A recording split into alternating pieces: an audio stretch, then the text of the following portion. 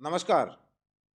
आज पूरे हिंदुस्तान ही नहीं पूरे विश्व में 22 तारीख को अयोध्या में होने वाले राम मंदिर में राम लला की प्राण प्रतिष्ठा का कार्यक्रम बहुत चर्चा का विषय बना हुआ है। हम सब मीडिया के जरिए, सोशल मीडिया के जरिए हम ये तो जान रहे हैं कि प्राण प्रतिष्ठा होनी है रामलला की, लेकिन शायद ही हमें पता है कि प्राण प्रतिष्ठा आखिर होती क्या है, कैसे होती है, क्यों की जाती है, इसकी आवश्यकता क्यों है। जब भी हम कोई देवालय बनाते हैं, अपना मंदिर बनाते हैं, तो हम मूर्तियां उसमें लेके आते हैं, चाहे वो मूर्ति पत्थर की हो या किसी धातु की हो।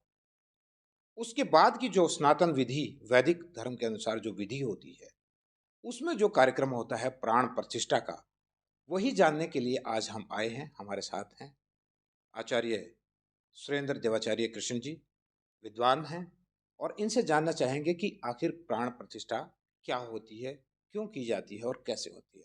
नमस्कार आचार्य जी। नमस्कार। हम ये जानना चाहते हैं, मुझे तो पता है नहीं कि किस तरह से होती है और क्यों होती है, क्या होती है प्राण प्रतिष्ठा। इसके बारे में थोड़ा सा जी, हमें भी बताइए, हमारे श्रोताओं को भी बताइए।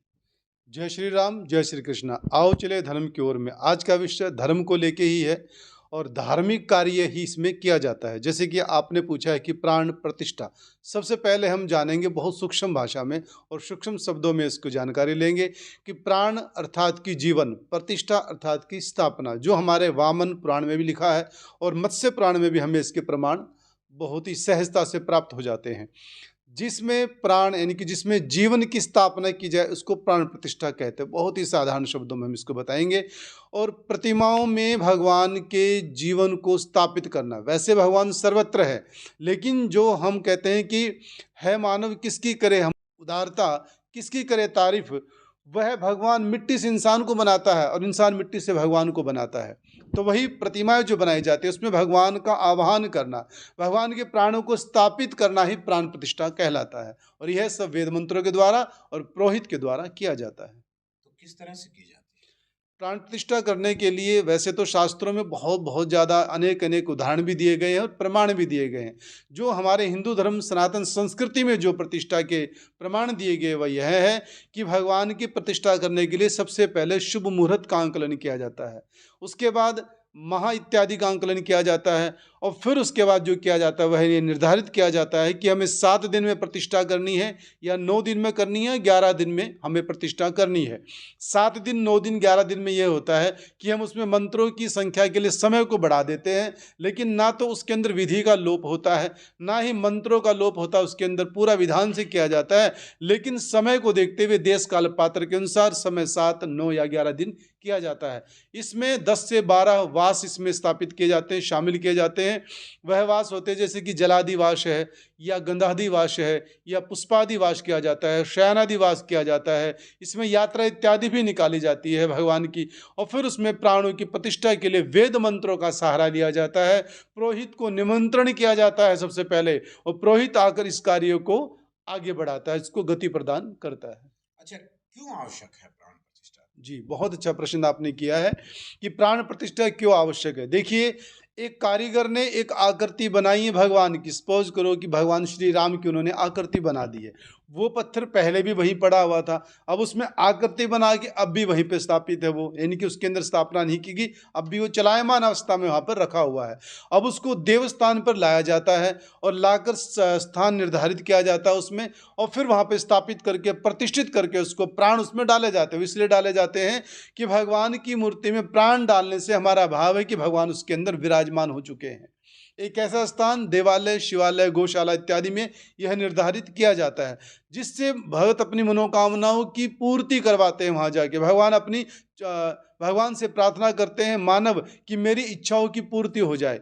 मैं आपको यहाँ पे एक बात बताना चाहूँगा कि पूजा जो होती है वो 2 प्रकार से होती है। एक निष्काम पूजा, एक होती है सकाम पूजा, जो हमारे शास्त्रों में अंकित की गई है। निष्काम पूजा बंधु वह होती है जिसमें किसी प्रकार की कामना नहीं होती है, और सकाम पूजा वह होती है जिसमें हमारी कामनाओं की पूर्ति होती है। वही कामनाओं की पूर्ति करने के लिए हम प्रतिष्ठित प्रतिमाओं के सामने जाते हैं और पूजा अर्चना करते हैं। एक छोटा सा कोई मंत्र हमारे ज्ञान के लिए।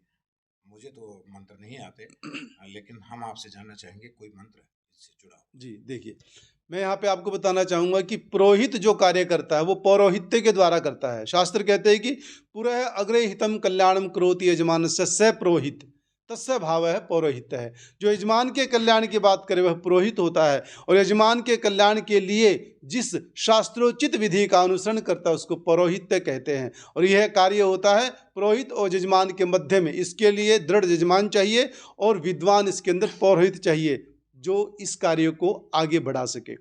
प्रतिष्ठित करने के लिए यहाँ पे बहुत ही सुंदर और पौराणिक मंत्र इसमें दिया गया है, वैदिक मंत्र इसमें दिया गया है। वह मंत्र यह है, उसी के द्वारा प्रतिष्ठित किया जाता है। मंत्र तो बहुत है, लेकिन अभी देश काल पात्र और समय के अनुसार जो मंत्र वो यह है, ओम मनो ज्योतिर्जुखतामाजस्य बृहस्पतिर्जजमिमन्तनो त्वरिष्टं जजगुं समिमं दधातु विश्वे देवा स इहमादयन्तामों प्रतिष्ठः। बहुत बहुत धन्यवाद। और बड़ी तन्मयता से, बड़े प्यार से इन्होंने इस चीज़ का वर्णन किया है। और साथियों, इसमें हमने जो वीडियो बनाई है, जो जानकारी आचार्य जी से ली है, वो हमारा तात्पर्य ये है कि हम सबको पता होना चाहिए, हम हिंदू हैं, सनातनी हैं।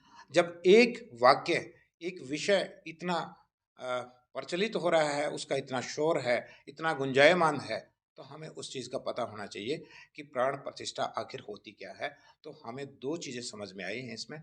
एक तो ये है कि प्राण यानी कि उस मूर्ति के अंदर जो धातु की है या फिर पत्थर की है, उसके अंदर प्राणों का संचार करना, और प्रतिष्ठित यानी उसकी प्रतिष्ठा करना, यानी कि उसको स्थापित करना, ये प्रतिष्ठा, प्राण प्रतिष्ठा, ये बताया।